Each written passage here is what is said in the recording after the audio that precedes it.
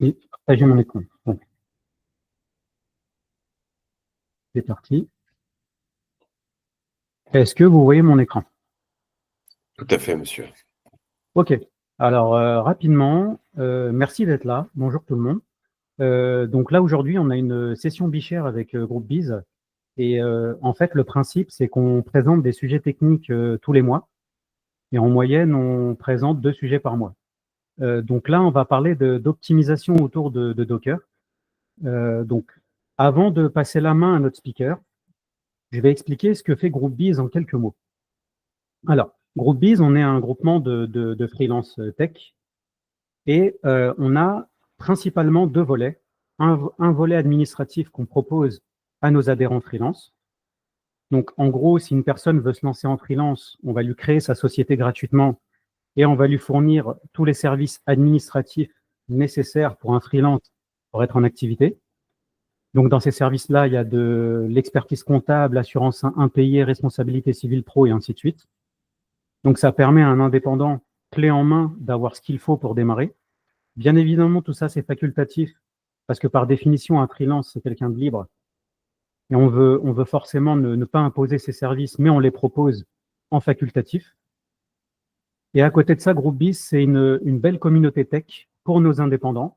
Aujourd'hui, on est un peu plus de 250 personnes et on a une communauté sur Discord dans laquelle on va échanger de sujets tech communautaires, voire de sujets administratifs autour du freelancing. On a aussi des partenariats avec des cloud providers comme GCP.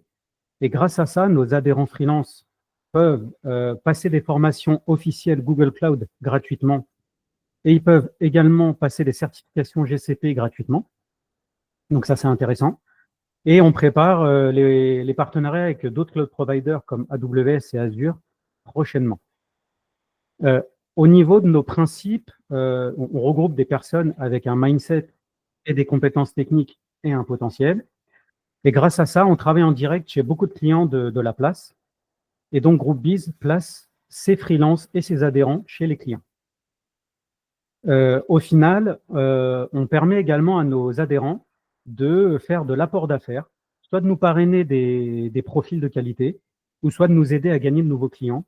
Et s'ils nous permettent d'avoir ça, on leur fournit et on leur donne des récompenses comme des pourcentages et des compléments de TJM pour eux, pour leur permettre de gagner plus par rapport à ce qu'ils ont déjà eux-mêmes en tant que freelance chez leurs clients. Donc voilà, donc si après le talk de Guillaume, vous avez des questions à propos de GroupBiz et de ce qu'on fait et d'avoir plus de détails, n'hésitez pas à me contacter en message privé sur LinkedIn ou Twitter et je répondrai à vos questions avec très grand plaisir. Donc voici la petite slide pour notre speaker, Guillaume Francis Leroy. Donc du coup, je te passe la main, Guillaume. Oui, merci beaucoup.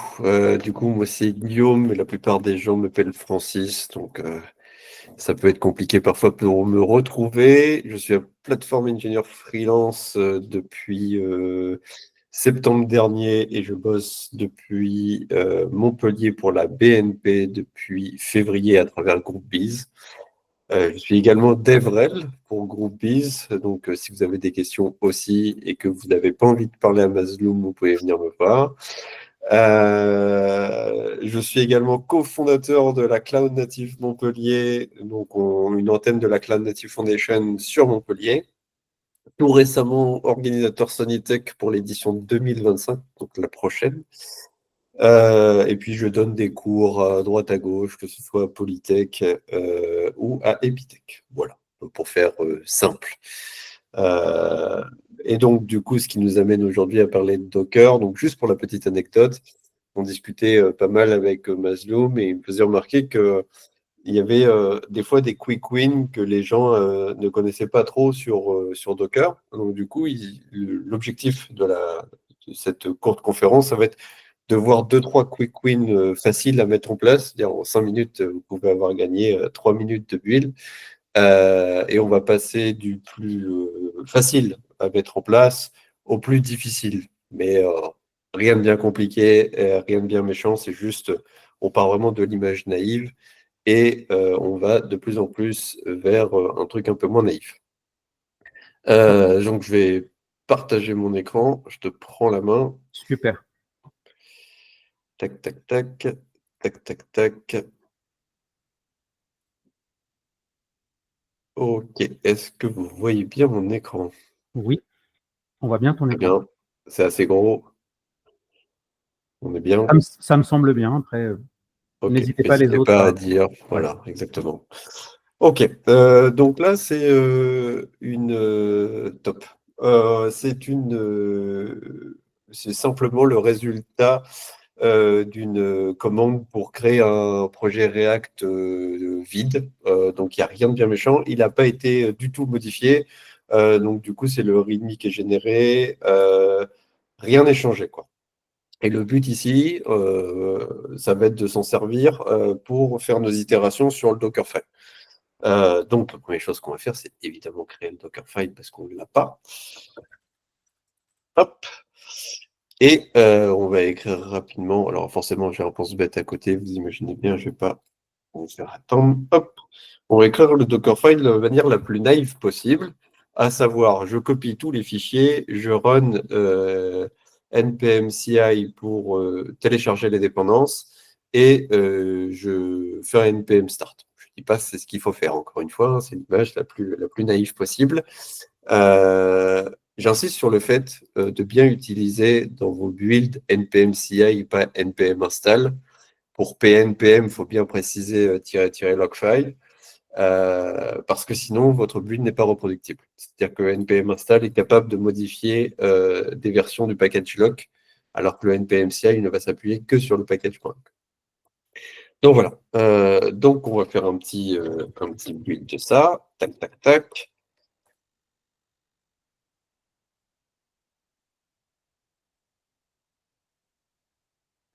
Donc là, sans surprise, on passe un sacré paquet de contexte. Donc ce que fait Docker de base, c'est il va prendre tout votre dossier, il va en faire un beau tarball et il va l'envoyer au démon Docker qui lui va s'occuper de build l'image.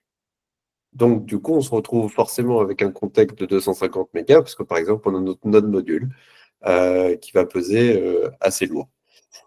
Donc là, on a notre image. Bon, du coup, juste pour vous prouver que ça marche bien, on va là, tac, hop, on a bien une jolie React App, tout va bien, on est content, ça fonctionne. Bon, passons au vif du sujet. Donc là, on a notre Dockerfile pour la base. Maintenant, on se dit, bah tiens, je vais modifier mon README, parce que là, c'est le README de base. Donc, je vais mettre un README un peu plus custom, parce que bon, un README de base, il est un peu moche. Hop. Et puis, je vais rebuild. Et puis là, eh ben, c'est bizarre, on repasse tout le contexte au Docker. Donc, comme je vous ai dit, il repasse tout le dossier. Donc, forcément, il y a une image qui a changé. Donc, il rebuild tout. Donc, le premier truc qu'on va faire ici, c'est évidemment d'éviter de filer tout le dossier au démon pour que si on modifie un seul README, on n'ait pas à rebuild, enfin à renvoyer tout le contexte. Donc, pour ça, on a un joli fichier qui s'appelle un Docker ignore. Il fait exactement la même chose qu'un git ignore, mais pour Docker. Donc là, on lui dit, bah, le node module, étant donné que je fais le npm CI dans l'image, j'en veux pas. Je veux pas du fichier git ignore parce que j'ai aucun intérêt à l'avoir. Je ne veux pas du fichier docker ignore parce que je ne le veux pas dans le contexte. Je ne veux pas non plus du fichier dockerfile parce que j'en ai pas besoin une fois qu'il est arrivé dans l'image. Et puis, je ne veux pas des fichiers Markdown. On rebuild. Donc la première fois, on lui file déjà un contexte beaucoup plus léger. Il fait le npm CI et on a notre image. OK. Jusque-là, très bien. On a le README qui est bien à jour, pas de souci. Et puis on va rajouter un truc dans le README. Et là, normalement, si on rebuild, bah, tout est caché. Et voilà. Donc là, on voit bien que tout est caché. Le build a été instantané. Tout est bon. OK. Bon, j'ai envie de commit tout ça parce que c'est pas mal. Je suis assez content de moi. On va faire un premier commit avec un message très explicite de ce qui s'est passé. Et puis, juste pour m'assurer, je fais rebuild une fois. Et là, bam, bizarrement, on recommence le cirque. Et ça, c'est une erreur que j'ai vue régulièrement dans les Docker tout au long de ma carrière. C'est-à-dire que le Docker ignore était bien là, mais la petite blague, c'est qu'il ne faut pas oublier le dossier Git, parce que sinon, on est bon pour recommencer tout le contexte. Donc, on recommence. On voit que le contexte est encore plus léger que tout à l'heure. Donc, on se refait le npm CI, forcément. Hop, on commit. On rebuild, normalement, tout est caché. Parfait. Déjà, ça, quand on le poussera sur la CI, ça veut dire que n'importe quel changement du guide ne va pas du contexte Git, donc la branche ou le commit, va pas avoir d'incidence sur notre cache. Et ça, c'est hyper important. Ensuite, bon, notre image, si on regarde, hop, donc il y a plein d'informations intéressantes dans cette commande, mais ici, ce qui va nous intéresser, c'est surtout celle-ci. On a le starter d'une application React a fait presque 1,5 giga. Un peu dommage quand même. Donc du coup, il va falloir faire aussi attention à ça parce qu'on ne veut pas de cache gigantesque. Et donc du coup, ce qu'on va faire, c'est on va changer le Dockerfile pour éviter d'avoir une image hyper grosse. À savoir, on va rajouter,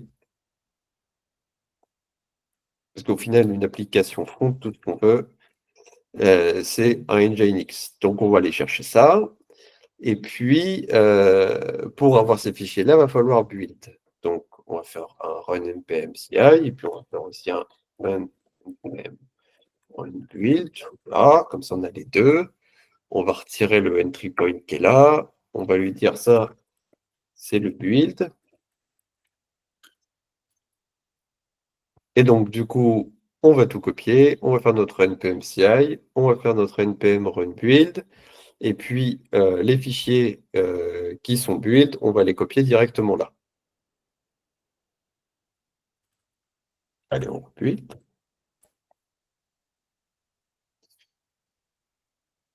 Donc forcément, le npm CI ici est caché parce qu'on n'a rien modifié. Et tac, on a notre build. Et donc, du coup, on va avoir une image beaucoup plus petite qui va faire beaucoup, beaucoup moins. On est tombé sur 47 mégas. Autre truc important, ici on a vu à chaque fois qu'on modifie le fichier, on refait le npm CI. Et ça, c'est un peu embêtant. Ce qu'il faut bien garder en tête également dans un Dockerfile, c'est que l'ordre compte. C'est-à-dire qu'ici, s'il considère que mon npm CI a changé, le build va être refait. Inversement, si en plein milieu, je mets une env node prod, et qui considère que ça c'est nouveau, il ne va pas forcément refaire le npm CI, mais il va faire le build, et ainsi de suite. Donc, si on veut pas qu'il refasse le npm CI à chaque fois, on va mettre le copy ici. Comme ça, on sait que si le code change, et ben, on ne va pas forcément refaire le npm CI, mais on va le refaire que si le package lock a changé ou le package JSON a changé. Et donc, du coup, avant de copier, avant de faire le npm CI, pardon, on va ajouter les fichiers package qui vont bien avant de faire le npm CI. Donc ici, hop, si on fait un docker build, donc là, le package JSON n'avait pas changé, donc le npm CI n'a pas été refait. Imaginons, je fais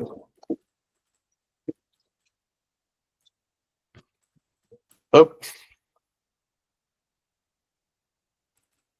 on rebuild, Tac, ça a changé. On refait la CI.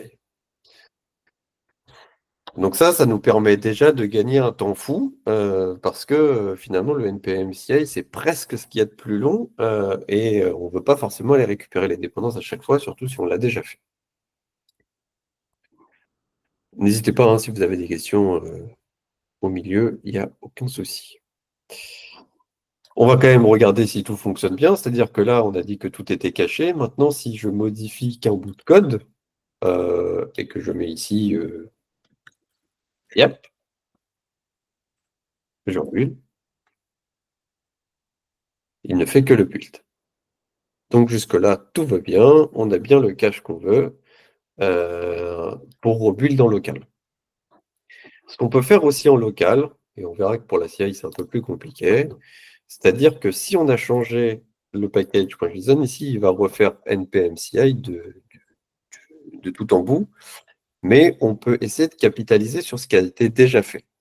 Et pour ça, du coup, on peut rajouter, on va pouvoir dire à Docker de monter des volumes lors de la commande.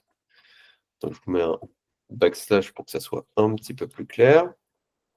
Donc ici, on va lui dire, tu montes en cache quelque chose qui a déjà été fait dans un précédent build, ici dans slash app slash node module. Du coup, on essaye de capitaliser sur le précédent build, ce qui a été fait sur les node modules, et également ce qui a été fait dans le cache. Slash root ici, puisque je n'ai pas changé l'utilisateur. Donc, du coup, on est en route lors du build. Hors build.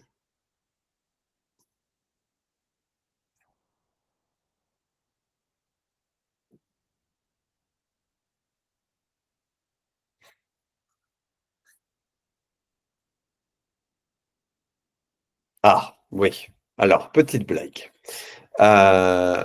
Si vous cachez des choses, le problème, c'est que potentiellement, des choses vont disparaître de votre build suivant.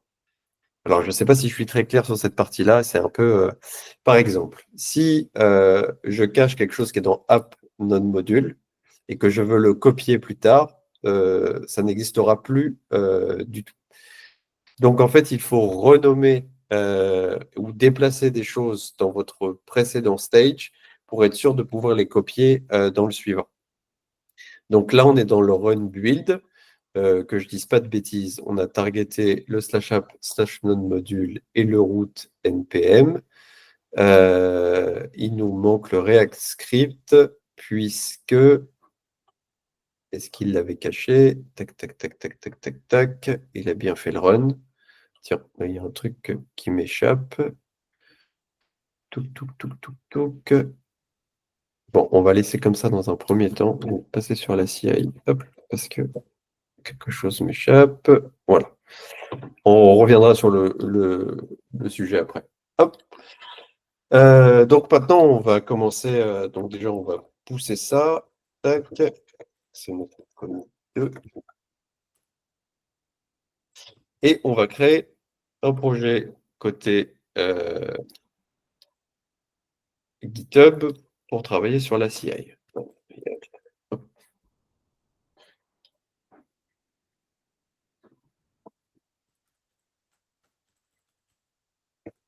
Tac.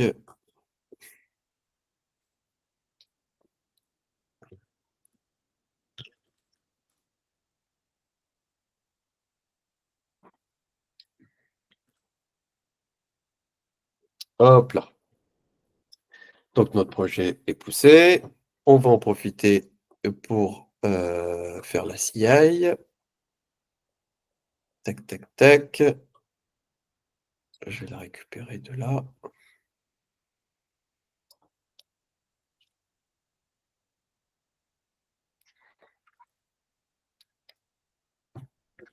Donc pour ceux qui ne sont pas à l'aise avec les GitHub Actions, la CI se situe dans .github.workflow et le nom, et on place les fichiers YAML de la CI ici. Donc je vais vous expliquer un peu. Hop. Bon, ça c'est le nom du workflow, donc rien d'étonnant. Ici, j'évite l'exécution parallèle de deux workflows si ils se situent sur la même branche. Et on va déclencher les triggers en cas de push sur main, tout en ignorant le git ignore parce que ça n'a aucun impact sur notre image et les fichiers Markdown. On fait la même chose avec les pull requests. On est obligé de répéter ça parce que GitHub ne sait pas gérer les encres dans le fichier YAML et on se laisse la possibilité de pouvoir les trigger manuellement. Ça, c'est pour les triggers manuels. Ensuite, on lui dit qu'on veut run ça sur une VM Ubuntu.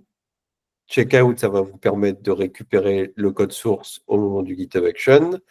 On va setup QEMU qui va permettre de faire de l'émulation de processeurs, puisqu'ici, on va faire du multi-platform build. On va à la fois build pour de l'AMD et à la fois pour de l'ARM, puisqu'aujourd'hui, il y a quand même beaucoup de personnes qui utilisent macOS. Donc, du coup, et surtout les derniers chipsets sont sur de l'ARM, hein, que ce soit le M1, le M2 ou le M3. Donc, ça peut être intéressant de les avoir. On va configurer Docker BuildX, qui est l'outil qui permet, c'est l'outil développé par Docker directement, qui permet de build les images Docker. Quand vous faites des Docker build sur les dernières versions, c'est forcément BuildX qui est appelé. Et enfin, on va build notre image Docker. Donc ici, on lui donne le tag MyApp. On prend le cache depuis GitHub Action et on l'exporte vers GitHub Action aussi, puisque BuildX est capable de prendre un cache quelque part et de l'écrire autre part. Donc voilà, hop. Donc, tac. Donc, ce qu'on va faire, c'est cacher tout ça. Hop.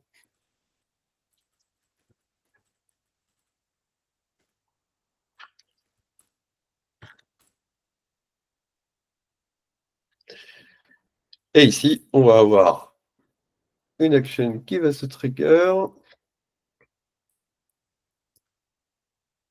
Tac. Et donc, comme c'est la première exécution, il ne va pas y avoir de cache. Il va y avoir beaucoup de logs, j'en suis navré.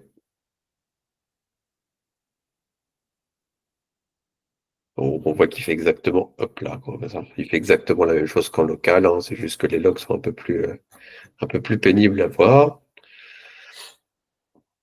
Et donc, du coup, il va build en parallèle l'AMD et l'ARM.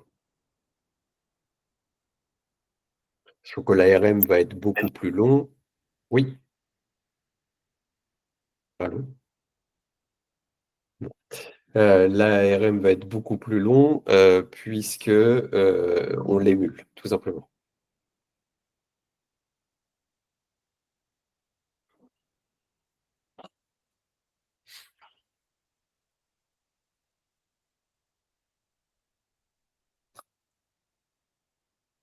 Vous voyez, il en est quoi au NPM CI alors que l'AMD a déjà quasiment terminé.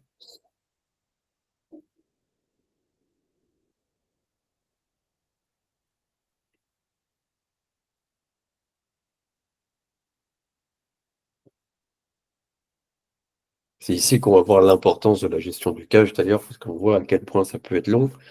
Et lorsqu'on fait 50 builds dans la journée, on n'a pas envie de perdre trop de temps.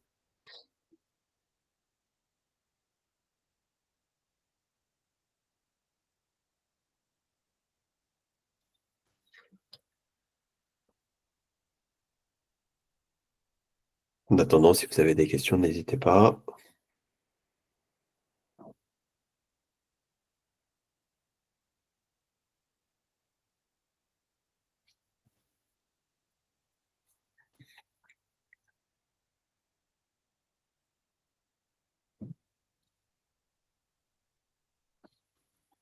Voilà, il a fait NPM CI. Il va faire le build.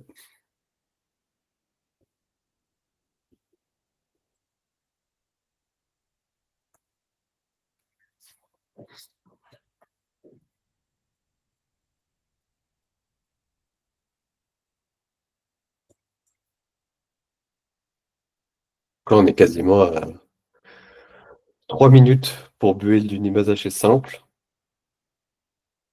Et on va voir qu'avec le cache, ça va être beaucoup plus rapide. Mais il y a encore quelques subtilités côté GitHub Action qui peuvent être un peu traîtres.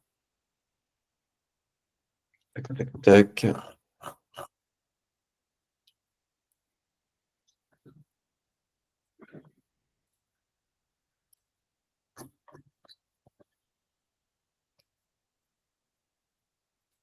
Voilà, donc là, il a fini le build, et là, il va exporter tout vers le cache de GitHub Action. D'ailleurs, ce qu'il faut bien retenir, et ce qui est hyper important, lorsque vous utilisez le cache de GitHub Action, que ce soit pour Docker ou pour d'autres, le cache est géré de manière downstream. C'est-à-dire que lorsque vous ouvrez une pull request, par exemple, le cache de la target de la pull request peut être utilisé. Par contre, c'est pas possible qu'une autre pull request utilise le cache de votre pull request. C'est toujours de haut en bas. Et donc, du coup, si vous ne faites pas, enfin, si vous ne mettez pas à jour le cache sur votre branche principale, vous ne pourrez pas l'utiliser sur les futurs pull requests. Donc, c'est toujours important, et c'est pour ça d'ailleurs que je l'ai mis là, hein, c'est toujours important de repush, enfin, de faire les builds sur main sur de la GitHub Action. Donc là, on a notre build est fait, on est content. Tac. D'ailleurs, maintenant, on a des jolis builds summary qui sont très jolis. C'est assez nouveau. On va le run à la main et on va voir que tout a été caché.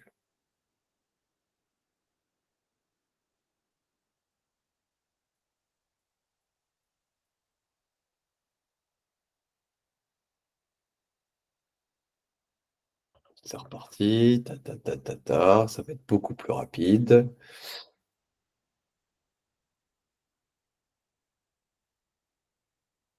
Hop. On voit que tout est caché. Tac, tac, tac, tac, tac, tac. On est content. C'est fini. Le build est terminé. Bon. C'est-à-dire que si on rebuild, on passe de 2 minutes 30 à 19 secondes. On est content. Maintenant, qu'est-ce qui se passe dans une vraie condition? Je vais modifier le code.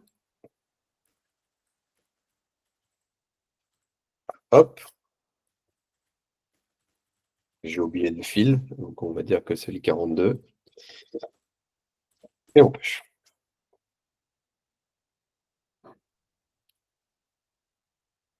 Donc, on a le build qui est arrivé, et normalement, tout devrait être caché, hormis le build, étant donné que le code a changé, mais pas les fichiers package JSON.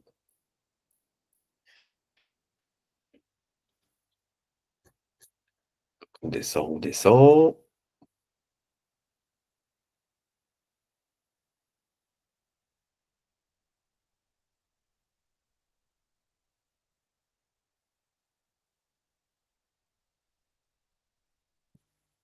Et là, on est déçu, car le npm CI est bien caché pour l'AMD, mais n'est pas caché pour l'ARM. Alors ouais, il y a là donc l'AMD tac tac, l'NPM CI, il a bien extract, donc ça veut dire que c'était bien contenu dans le cache. Il est passé directement au run build. Par contre, pour l'ARM, surprise, eh ben, il va le refaire. Et ça, c'est dû à un petit problème de la GitHub Action, en l'occurrence, qui est celle-ci, puisqu'il n'arrive pas à gérer correctement le cache sur deux plateformes différentes. Donc là-dessus, on a un quick win, parce que mine de rien, finalement, le plus long, c'était quand même l'ARM. Et en fait, le quick win, hop, c'est de faire un job metrics. Un job metrics, c'est juste lui dire, pour pour ces valeurs, tu vas m'exécuter le job. Et en fait, il va rendre deux fois la même chose, mais avec une seule plateforme. Du coup, une fois l'AMD et une fois l'ARM. Ce qui va permettre, bon, déjà d'avoir les deux builds en parallèle, mais ça, c'était déjà le cas. mais ensuite de bien séparer les deux caches. D'ailleurs, au passage, avant de push, tac, je vais vous montrer qu'il est tout à fait possible de retrouver dans GitHub Action où sont vos caches. Donc si on va là, on a énormément de caches qui sont créées par notre GitHub Action. Allez, donc ça.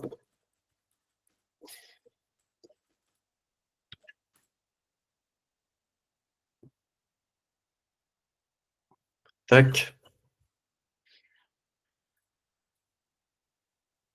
Donc là aussi, donc j'ai push alors que l'autre était en cours. Donc normalement, lui, il va être kill. Voilà, Operation was cancel. Ça sert à rien de dépenser de l'argent et de l'énergie pour rien. Et on passe à celui-là. J'insiste sur le fait aussi d'essayer d'économiser le plus possible de ressources, puisque déjà d'une, c'est de l'argent, et de deux, d'une manière purement et simplement écologique. Ça sert à rien de faire tourner de la CI si on ne se sert pas du résultat à la fin. Donc plus vite c'est avorté, mieux c'est. Allez, allons voir notre petit ARM, puisque c'est lui qui pose des problèmes. Donc forcément, là, c'est la première fois qu'on le lance. Et on a changé la manière de faire. Donc, on ne va pas avoir de cache, que ce soit sur l'AMD. Alors l'AMD, peut-être que si, d'ailleurs. Non, l'AMD non plus. Mais au prochain tour, tout sera caché.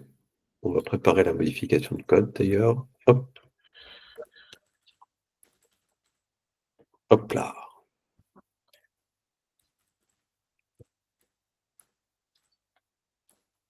Et on va la pousser qu'une fois qu'il a fini.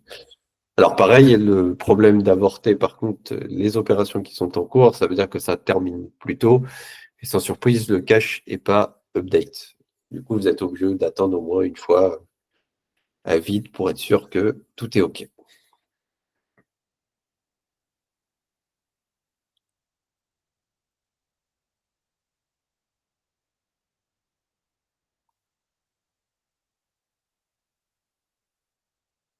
Et donc, si à un moment, on a besoin de modifier le Dockerfile, parce que là, ça reste un Dockerfile très, très simple, hein. Il arrive parfois, notamment si on fait du monorepo avec du microservice, on va avoir beaucoup de stages. Potentiellement, on va avoir les dépendances qui sont communes à tous les stages. Donc, on va essayer de séparer au maximum ce genre de choses, de les factoriser à un endroit. Et surtout, lorsque vous modifiez votre Dockerfile, si par exemple ici, je me dis, ah, ben là, j'aimerais bien mettre un env toto parce que ça me fait plaisir, est-ce que ça n'a pas plus de sens qu'il faut toujours réfléchir à l'ordre? Parce que ici, en le mettant là, j'invalide le cache, tout ce qu'il y a après. Et donc parfois, donc là encore une fois, on est sur des petites images. Maintenant, je suis habitué par exemple à faire du Rust et sur l'ARM, ça peut être 1 heure et demie de compilation puisqu'il est émulé. Ben là, on va commencer à se poser la question de est-ce que j'ai vraiment envie que ma CI passe pendant 1 heure et demie juste parce que j'avais décidé de mettre mon env toto ici. Donc il faut bien réfléchir à l'ordre. Alors c'est pareil, je ne l'ai pas redit, mais fusionner le maximum de runs possible. Mais pas tous. Par exemple, ici, il a vraiment du sens d'être fait avant. Sinon, on recasserait le cache. Allez, il va être bientôt fini.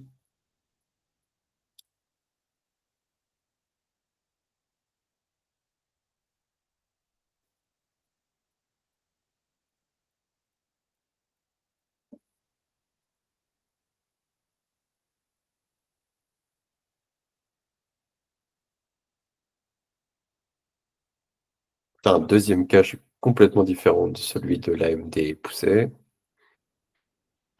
Pareil, je vous invite vraiment à faire vos builds sur la CI, de faire l'ARM plus l'AMD, parce qu'aujourd'hui, il y a vraiment beaucoup de gens qui bossent sur de l'ARM et rebuild les images en local en permanence, ça peut être un peu pénible.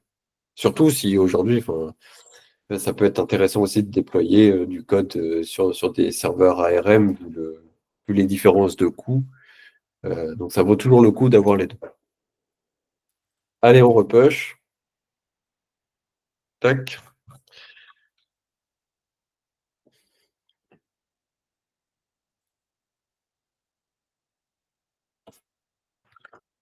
Voilà, commit 44.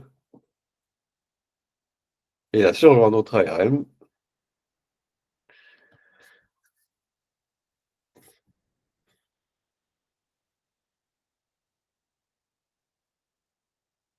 on a bien le extracting sur le npm CI et on va passer directement au build. Voilà. Enfin, on copie, puisqu'il doit copier les fichiers avant. Donc voilà, c'est que c'est à peu près tout. Vous voyez, c'est finalement assez simple de pouvoir accélérer le build avec quasiment 3 fois rien. Donc vraiment, si je dois conclure, les choses à se rappeler, c'est penser à l'ordre des instructions dans votre Dockerfile. Euh, L'histoire du mount aussi. Donc j'avais ce dont j'ai parlé tout à l'heure et qui marche pas, et malheureusement, j'ai pas eu le temps de débugger dans la journée, donc il faut que je regarde un peu plus attentivement plus tard. Mais oui, si vous avez l'habitude et que vous êtes habitué à ça et que vous utilisez des mounts et quel type et quel cache, sachez que dans la CI, ces mounts ne seront pas poussés dans le cache. Et donc, du coup, vous n'allez pas pouvoir capitaliser dessus. Il existe des actions pour pousser justement ces caches dans le cache de GitHub Action, qui sont conseillés d'ailleurs par Docker directement. Mais le plus simple pour ce genre de choses, c'est de faire un stage dédié potentiellement en étant un peu plus fin. Mais le tiret-mount est assez compliqué à faire fonctionner avec la CIEM. Donc, vous ne pouvez pas juste faire ça, entre guillemets, pour gagner du temps sur la CIEM. Je pense que c'est tout pour moi. Oui, donc, pour les conclusions, bien penser à l'ordre. Merci, Mourad. Donc, bien penser à l'ordre. Build en AMD, en ARM pour faciliter les équipes. Également dans votre CI, bien couper si vous avez des builds en parallèle, puisque ça ne sert à rien, vous allez voir faire disparaître l'ancienne image. Et forcément, se laisser toujours la main et se laisser toujours la main avec Workflow Dispatch. Et comme le dit très bien Hugo, ne pas utiliser React Script, mais passer sur Vite. Mais ça, c'est un autre sujet. Voilà.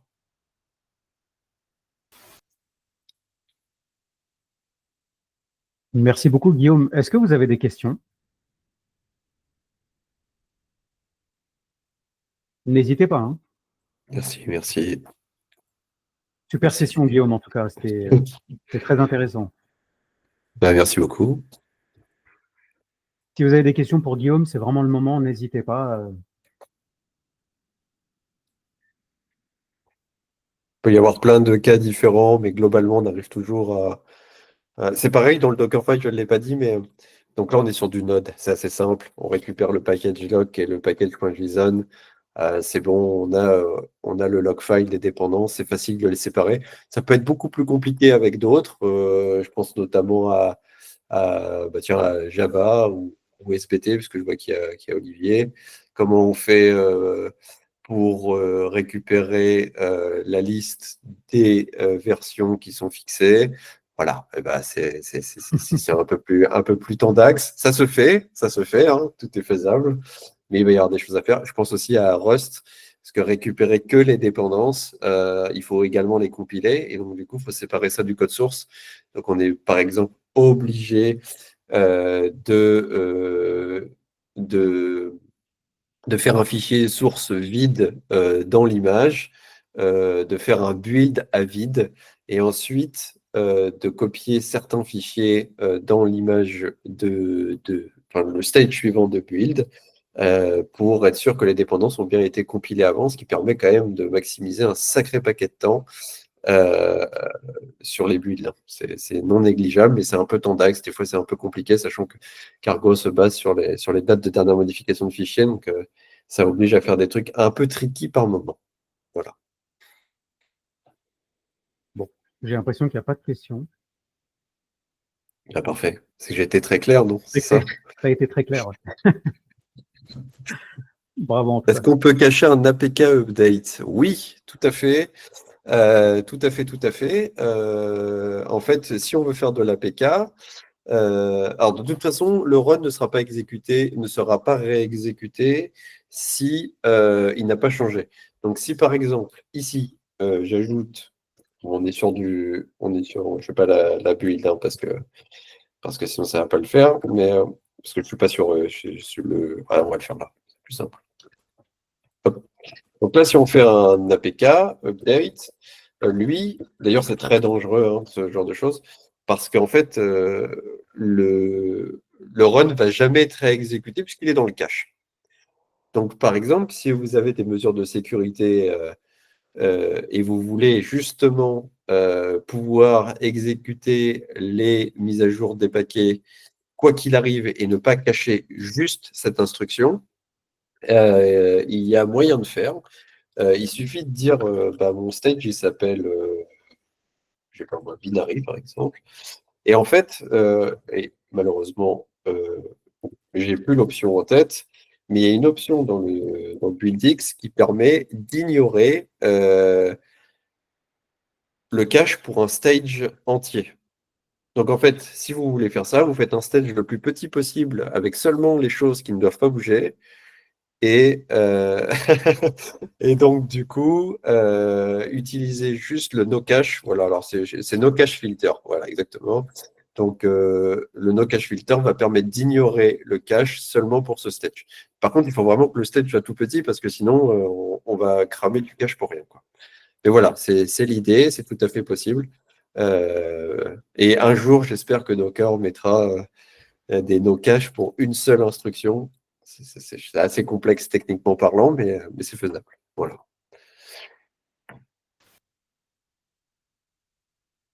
Je ne sais pas s'il y avait d'autres questions dans le chat pendant que je disais ça, par contre. Je vois pas.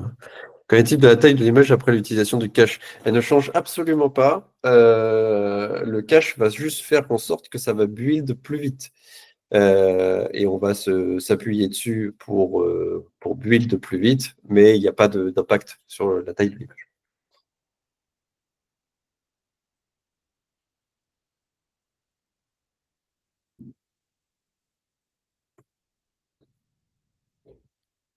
Bon, je pense qu'il n'y a pas d'autres questions, Guillaume. De toute façon, si vous avez d'autres questions, n'hésitez pas à me contacter sur Exactement. LinkedIn. Pour les adhérents sur le Discord de GroupBiz, c'est moi qui mets des gifs tout le temps. Ou sur X, mais je suis un peu moins réactif. Voilà. Ok. Bon, bah, merci Guillaume pour cette super session. Merci à tous. Et on se dit à très bientôt alors pour de prochaines sessions. Allez, c'est parfait. Salut tout le monde. Au revoir.